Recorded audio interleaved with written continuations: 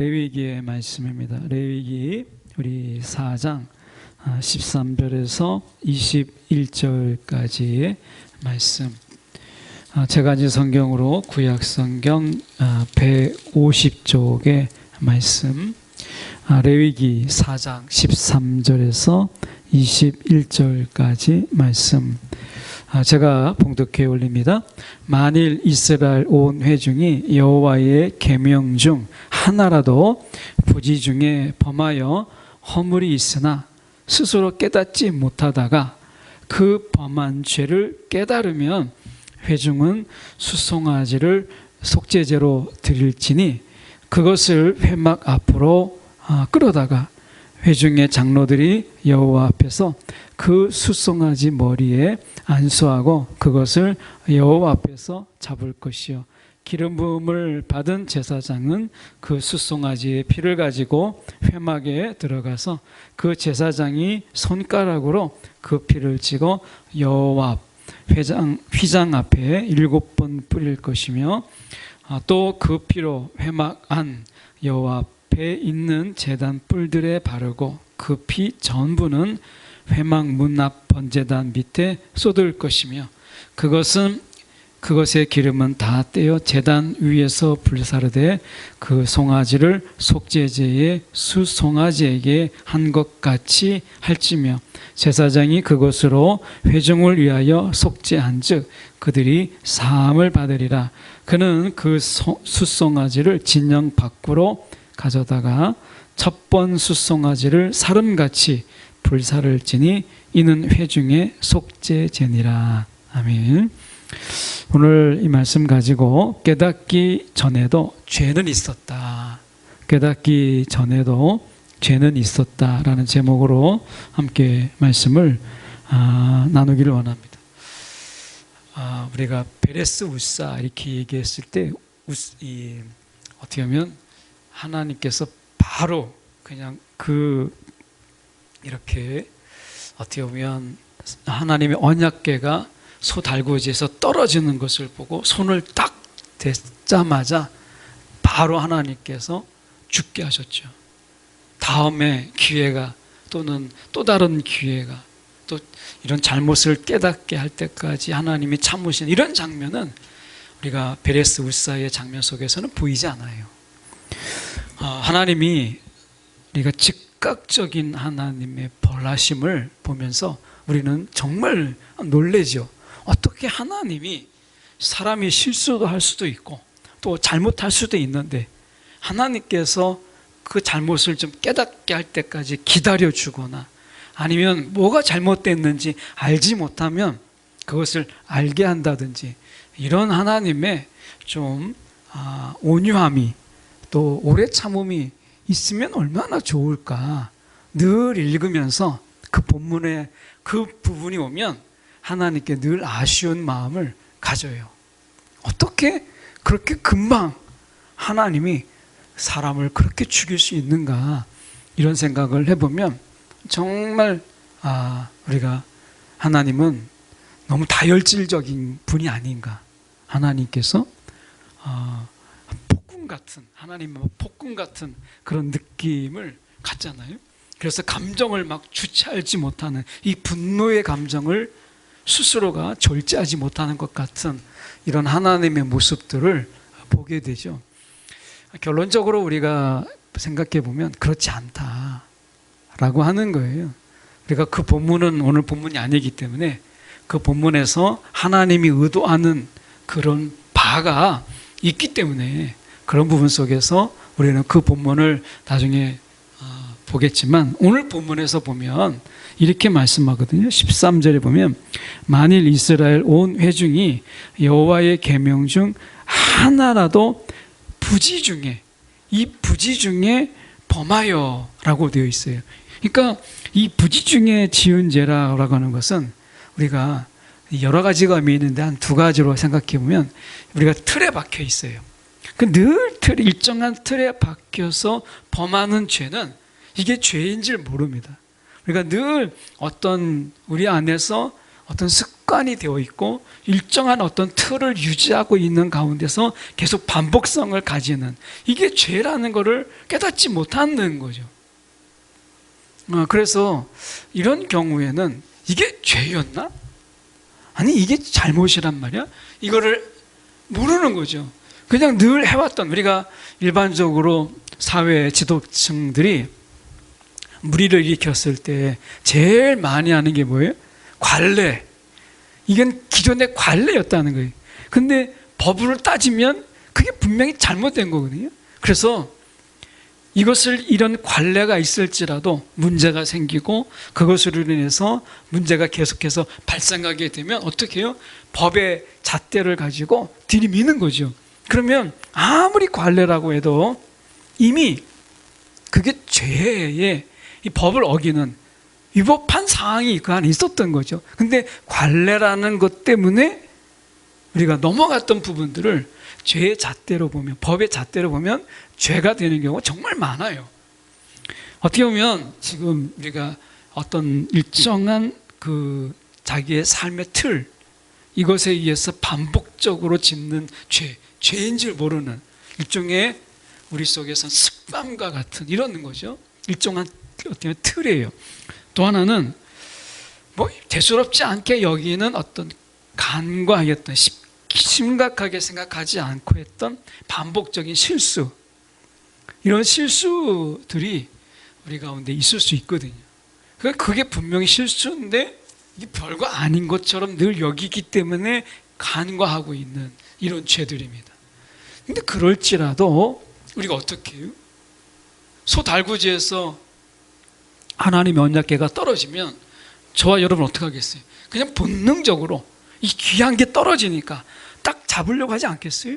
그럼 누가, 우리가 상식선에서 볼 때 그게 잘못됐나 이렇게 볼 수도 있는 거잖아요. 그러니까 이런 죄, 우리가 늘 어떻게 보면 일정한 어떤 습관 속에서 그게 잘못이다 또는 실수다 생각하지 못하고 짓는 죄, 이런 죄가 있어요. 그래서 말씀해 보면 다시 13절에 가면 부지 중에 범하여 허물이 있으나 스스로 깨닫지 못해요. 그러면 우리가 베레스 우사의 장면 속에서 보면 하나님께서 어떻게 했어요? 즉각적으로 그 깨닫지 못했어도, 물론 성경 속에서 이것을 깨달았는지는 그 심리적인 묘사는 성경에서 묘사하고 있지는 않잖아요. 그런데 어쨌든 하나님께서 즉각적인 그 죽음으로 그게 잘못됐다라고 하는 것을 보이셨잖아요. 근데 오늘 말씀해 보면 어떻게 해요? 스스로 깨닫지 못하다가 분명히 죄라고 이야기해요. 부지 중에 범하여 이렇게 말씀하잖아요. 이게 죄거든요. 그런데 부지 중에 그들가 죄를 지었지만 깨닫지 못해요. 그러면 하나님께서 14절에 보니까 그 범한 죄를 깨달으면, 여기서는 하나님께서 그 죄를 깨달을 때까지 참으시고 기다리시고 하나님께서 인내하시는 것을 보게 돼요. 이게 하나님의 모습인 거죠. 이게 본래 하나님은 지금 말씀처럼 우리가 부지 중에 짓는 죄라 할지라도 그걸 깨닫지 못하고 짓는 죄는 하나님께서 기다리십니다. 오래 참으세요. 긍휼을 가지고 그것이 깨달아질 때까지 하나님께서는 우리 가운데 기다리신 하나님이세요. 그 죄를 깨달으면 이렇게 말씀하시잖아요. 여러분, 하나님이 막 다혈질적이고 충동적으로 감정적으로 분노 조절 장애가 있는 그런 하나님으로 오해해서는 안 돼요. 하나님은 그런 분이 아니세요. 오늘 말씀해 보세요. 그 스스로가 그 죄를 깨닫게 될 때까지 하나님께서 기다리고 계시는 것을 우리가 보게 됩니다. 그렇게 본다면 아마 이 깨닫게 된다라고 하는 부분을 우리가 어떻게 깨닫게 될까라고 하는 속에서 우리가 말씀을 들으면서 찔림이 되거나 때로는 양심의 가책을 받게 하시거나 하는 이런 것을 통해서 나중에 뒤늦게 이게 내가 정말 잘못했구나. 우리가 그럴 때가 있잖아요. 그때는 정말 부지 중에 그냥 아무렇지 않게 그냥 별 생각 없이 했는데 나중에 시간이 지나고 나서 어느 순간에 그때를 생각해 보니까 양심의 가책이 막 뜨겁게 있고 내가 그때 정말 잘못했구나, 내가 무례했구나, 이런 생각이 들어서 내가 이거는 정말 내가 잘못했다고 말해야 되겠다, 이럴 때가 있잖아요. 이제 그런 식인 거죠. 그래서 그 죄를 깨닫게 될 때에 하나님께서는 속죄제를 드리라 라고 말씀하고 있다라고 하는 것입니다. 여러분, 죄에 인지하거나 죄책감을 통해서 하나님이 그제서라도 죄를 깨닫게 하시는 그 이유가 무엇일까라고 하는 것입니다. 한 두 가지로 본다면, 첫 번째는 죄의 심각성입니다. 죄는 심각한 거예요. 율법의 중대한 위반이나 반역의 행위보다 훨씬 더 잦은 게 뭐죠? 부지 중에 짓는 죄예요. 우리가 하나님의 말씀을 크게 막 우리가 작정하고 막 위반하거나 아니면 하나님을 반역하는 이런 건 정말 드물잖아요, 우리 안에서. 그래서 우리가 하나님을 막 반역하고 하나님에 대놓고 막 저항하거나 이렇게 하는 경우는 정말 드물어요. 이건 우리 안에서 거의 없는 일이라고 봐도 되잖아요. 이런 일은 없어요. 그럼 우리가 정말 많이 짓는 죄가 뭐냐? 사실 부지 중에 짓는 죄예요. 부지 중에 짓는 죄. 여러분 중에서 하나님을 대놓고 막 반역하고 하나님에 막 저항하고 이런 분이 이곳에 와서 예배드리진 않잖아요. 그러니까 우리가 생각할 때 이건 정말 어려운 일이에요. 오히려 막 중대한 죄를 짓고 이렇게 하나님을 막 대놓고 하나님에 대해서 반항하는 것은 정말 보기 드문 어려운 일이에요. 그러면 우리의 죄를 차지하는 많은 죄, 그 죄는 우리가 부지 중에 우리 안에서 그게 죄라고 생각하지 않고 또는 이것 정도는 질끔 눈을 감는 이런 죄가 훨씬 더 많아요. 그래서 어떨 때는 처음에는 조금 찜찜했지만 우리가 눈을 질끈 감고 죄를 짓다 보면 양심이 둔해지게 되고 죄책감도 둔해지게 되고, 그래서 이제 죄라고 하는 생각이 없을 만큼 이건 죄가 아니야 라고 생각하면서 짓는 죄들, 이런 것이 있잖아요. 그래서 이런 죄의 심각성을 우리가 놓쳐버릴 수 있다는 거예요. 죄는요 다 심각한 거예요. 어떤 죄도 심각하지 않은 것은 없어요. 모든 죄는 다 심각한 거예요. 그러니까 하나님께서 말씀하시는 게 부지 중에 범하는 그런 거, 이런 거는 그냥 넘어가도 돼, 이렇게 말씀하지 않으시잖아요. 부지 중에 짓는 죄라도 그게 나중에 인지하고 깨닫게 되면 속죄제를 드리리니, 이렇게 말씀하잖아요. 그러니까 어느 죄도 심각하지 않는 죄는 없다. 모르고 짓는 죄도 여러분 심각한 겁니다. 그래서 죄의 심각성을 깨닫게 하시는 것이 하나님의 뜻이고, 두 번째는 죄의 이 대가가 얼마나 비싼 것인가 라고 하는 거예요. 여러분, 죄는요 이런 별것 아닌 것 같은 우리 중에 부지 중에 짓는 죄를 통해서도 여러분 사단이 우리의 심령에 여러분 들어와서 자리하게 되고 귀신이 들어오고 우리 가운데 그렇게 침투하는 거예요. 죄가, 이런 죄는 그렇게 들어와서도 우리를 지배하고 우리를 더럽힙니다. 그래서 우리가 예배자는요, 모쪼록 예배자는 정기적으로 우리가 속죄제를 드릴 필요가 있어요.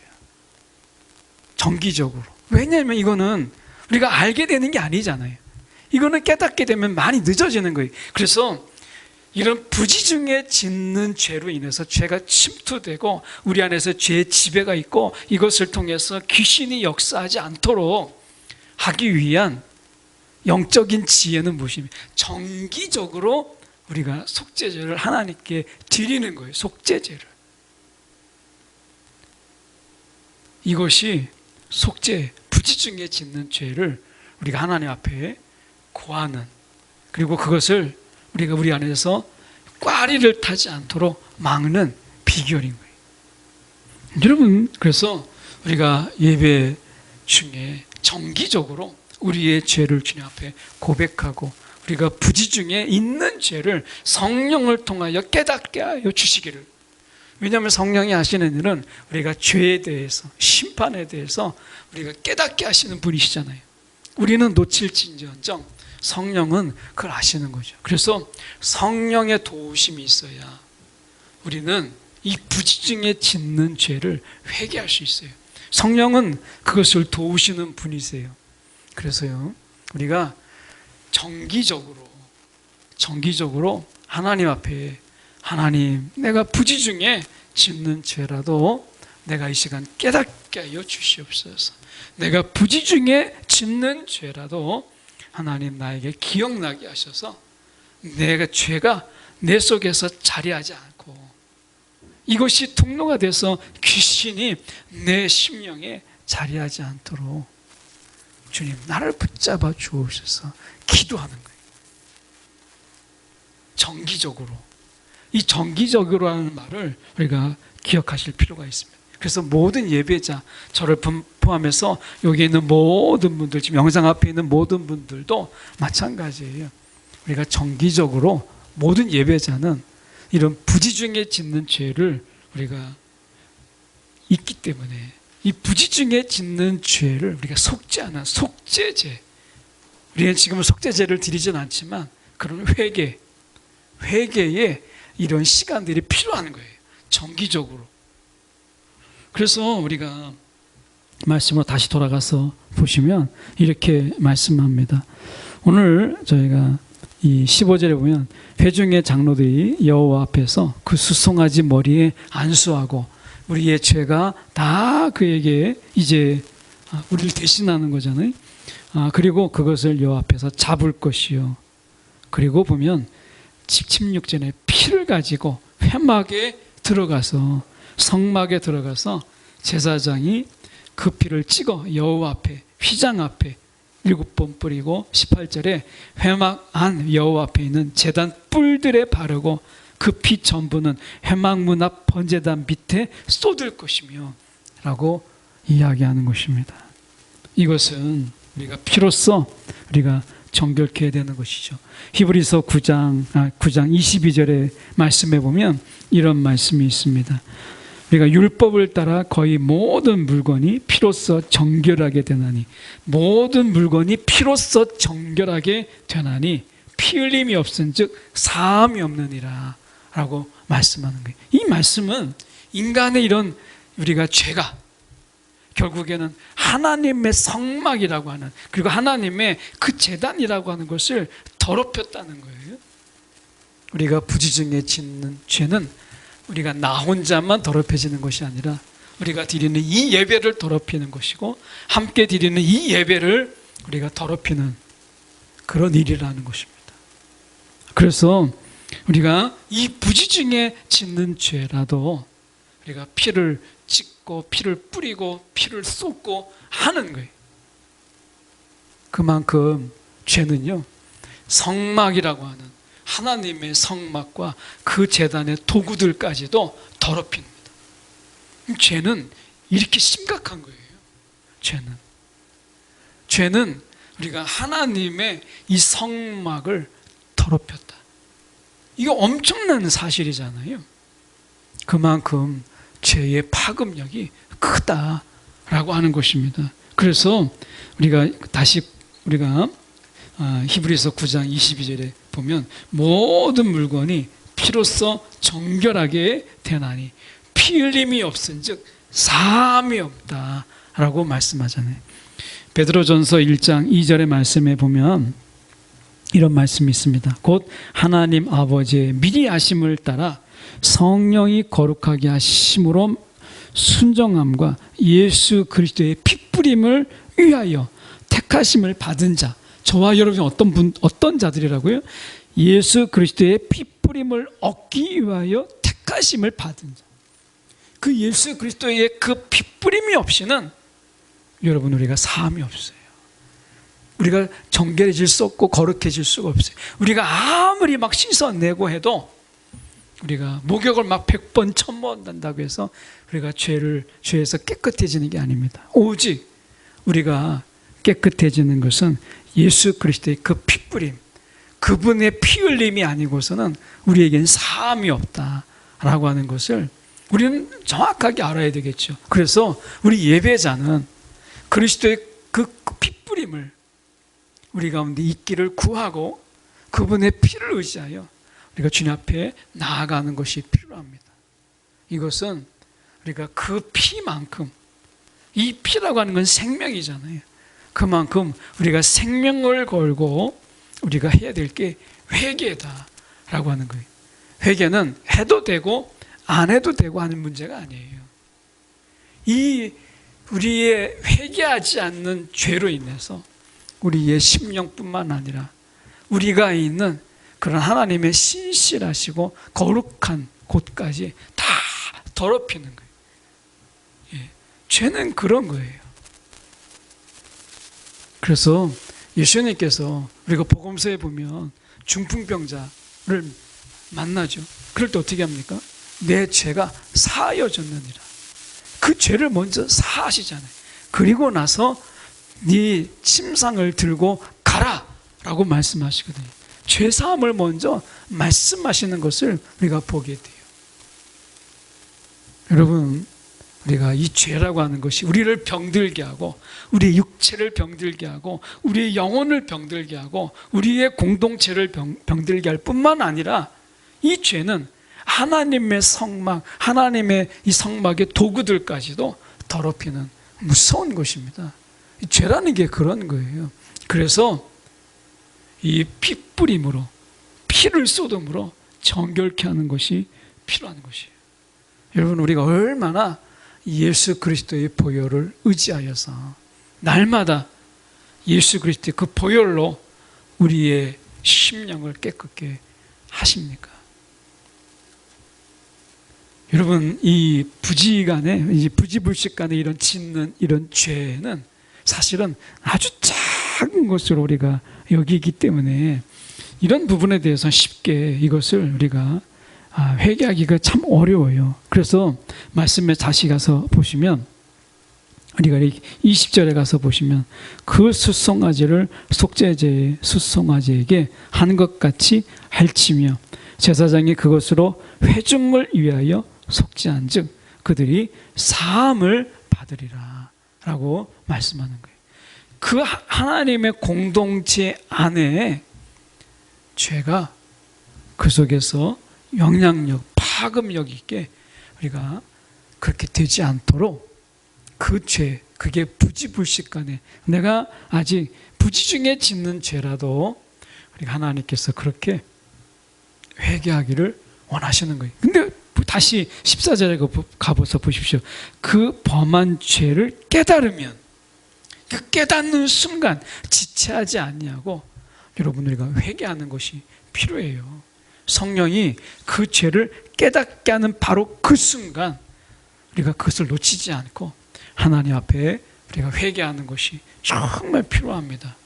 한 선교사님의 우리가 이야기를 제가 들은 적이 있는데 이 선교사님이 이제 선교지에서 이렇게 사역을 하다가 워낙 바쁘고 막 분주하다 보니까 이것저것 막 정신없이 막 이렇게 일을 처리한 거죠.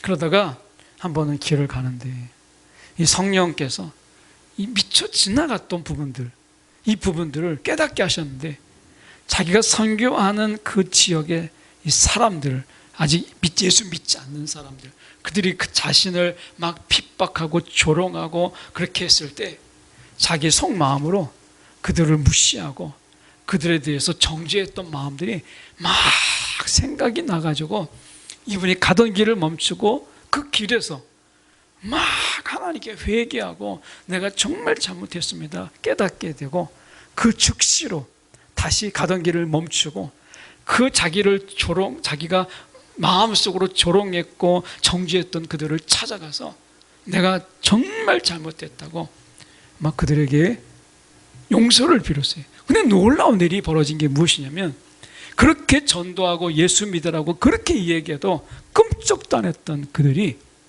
놀랍게도 이 선교사님이 가서 정말 진심으로 자기의 죄를 이야기하고 그리고 그에게 눈물로 그 앞에서 회개하게 될 때 그들의 마음이 열리고 그들이 돌이켜서 죽게 나오더라는 거예요.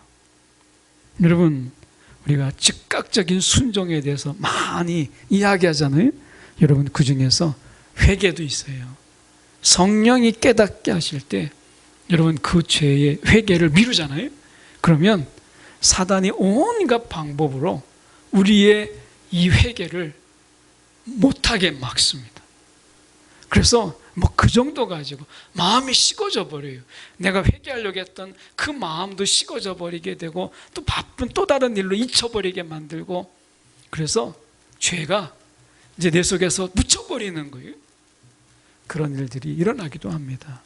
그래서 요한일서 우리가 1장 9절의 말씀에 보면, 만일 우리가 우리 죄를 자백하면, 만일 우리가 우리 죄를 자백하면 그는 미쁘시고 의로우사 우리 죄를 사하시며 우리를 모든 불의에서 깨끗하게 하실 것이요. 이렇게 말씀하잖아요. 여기서 보면 우리 죄를 자백하면, 이거는 단회적인 게 아닙니다. 이 본문에서 계속적인 거예요. 우리가 계속해서 죄가 생각나고 내가 죄를 깨닫게 돼서 그럴 때는 우리 죄를 자백하면 그거는 미쁘시고 의로우사 우리 죄를 사하여 주신다는 거예요. 그리고 거기서 끝나지 않습니다. 모든 불의에서 깨끗하게 하실 것이라고 그분이 분명히 말씀하셨어요. 여러분, 오늘 하나님께서 우리가 죄를 지었다고 그냥 하나님이 나타나셔서 뒤통수를 때리고 하나님의 막 겁박을 하고 이렇게 하지 않으세요. 하나님이 어떤 하나님이라고요? 그것을 깨달을 때까지 하나님께서 기다려주시는 이 은혜가 우리 가운데 있어요. 이것 여러분 오해하시면 안 돼요. 하나님이 그냥 눈 감아 주시네, 이거 하나님이 그냥 못 본 척 하시네, 이렇게 생각하시면 안 돼요.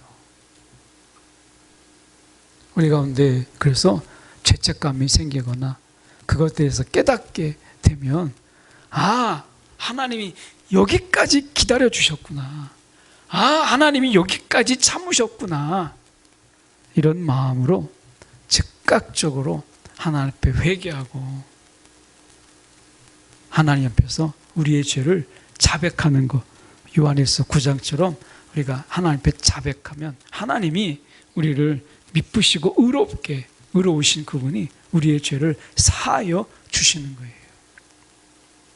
오늘 우리가 다시 한번 반복해서 하나 정리하고 마치려고 하는 것은, 여러분, 우리가 부지 중에 짓는 죄 얼마나 많습니까? 지난번에 연탄 배달할 때 생각해 보세요. 아무리 조심하고 우리가 깨끗하게 막 그의 의도 입고 장갑도 끼고 막 하거든요. 그런데 나중에 보면 막 연탄재가 막 여기저기 묻어 있어요. 막 코 속에서도 나오죠, 목에서도 나오죠, 또 손목 틀 장갑을 꼈는데도 그 사이 속에서 또 연탄재가 나오는 것을 보게 돼요. 그 보이는 것만 그렇죠. 보이지 않는 속에서 옷 속에 묻혀있는 그런 먼지와 신발에 묻은 이런 먼지, 우리가 연탄재는 얼마나 많겠어요. 세상이 그렇다는 거예요. 아무리 조심해도.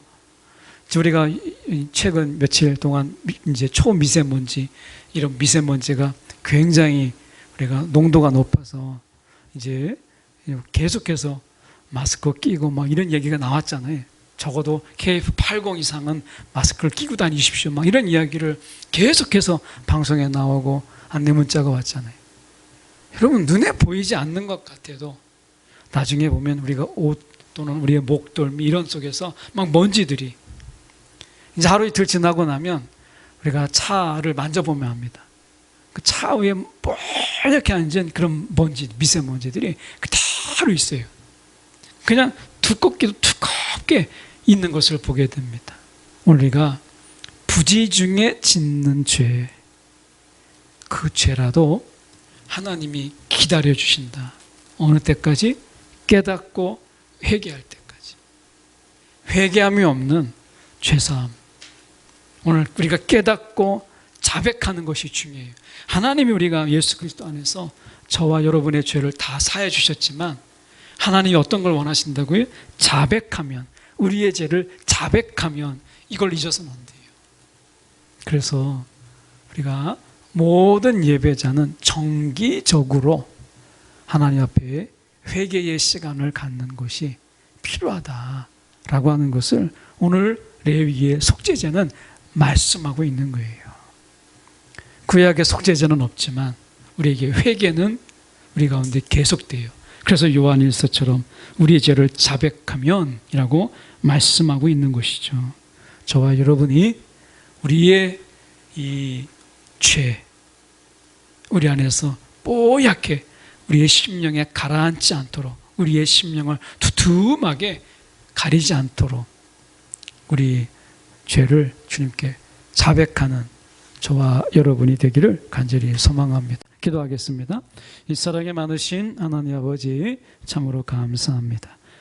구약의 속죄제는 끝났지만 오늘 예수 안에서 끊임없이 우리가 정기적으로 우리가 부지중에 짓는 우리의 죄악이 분명히 이 세상에 살아가면서 있기에 우리가 우리의 죄를 우리가 자백하고 성령의 깨달음 속에서 깨닫는 순간 주님 앞에 나아가 회개하는 일에 조금도 머뭇거림이 없도록 인도하여 주시옵시고, 우리가 정기적으로 하나님 앞에 회개의 시간을 갖는, 그래서 그 시간대마다 성령이 깨닫게 하시고 성령이 알려주시는 그 죄악들을 우리가 주님 앞에 다 쏟아내는 오늘 진정한 하나님의 예배자들이 다 되게 하여 주시옵소서. 살아계신 예수 그리스도 이름 받들어 기도드리옵나이다. 아멘. 우리 이 시간 우리가 하나님 앞에 찬양 우리가 드리고 제가 기도하고 마치겠습니다. 주는 완전합니다.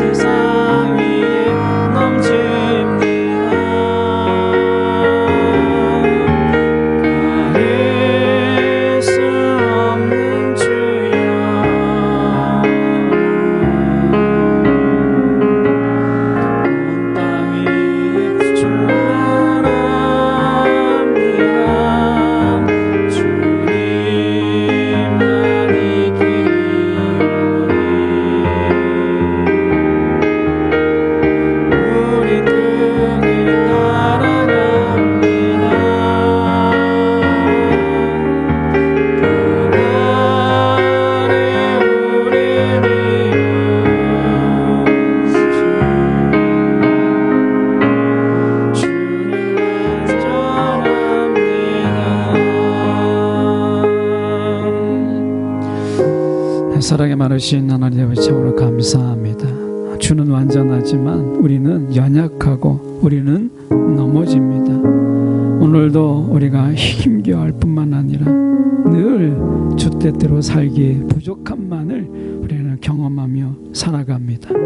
우리는 완전하게 살아가고자 하지만 늘 실수하며 살아갑니다. 오늘 우리가 부지중에 짓는 죄가 또 얼마나 많은지요. 그걸 깨닫는 순간 우리의 그 부끄러움과 그것을 깨닫는 순간 우리의 수치가 또 너무나 큽니다. 아버지 하나님이여, 그럼에도 불구하고 우리가 주님께 자백하기를 주저하지 않게 하시고, 부지중에 짓는 죄가 우리 가운데 있음을 알기에 우리가 정기적으로 예배 시간에 또는 개인 예배를 통해서 우리의 죄를 성령이 깨닫게 하는 대로 회개하며 주님 앞에 우리의 죄를 자백하는 일에 조금도 우리가 미루거나 우리가 그것을 게을리하지 아니하도록 인도하여 주시옵소서.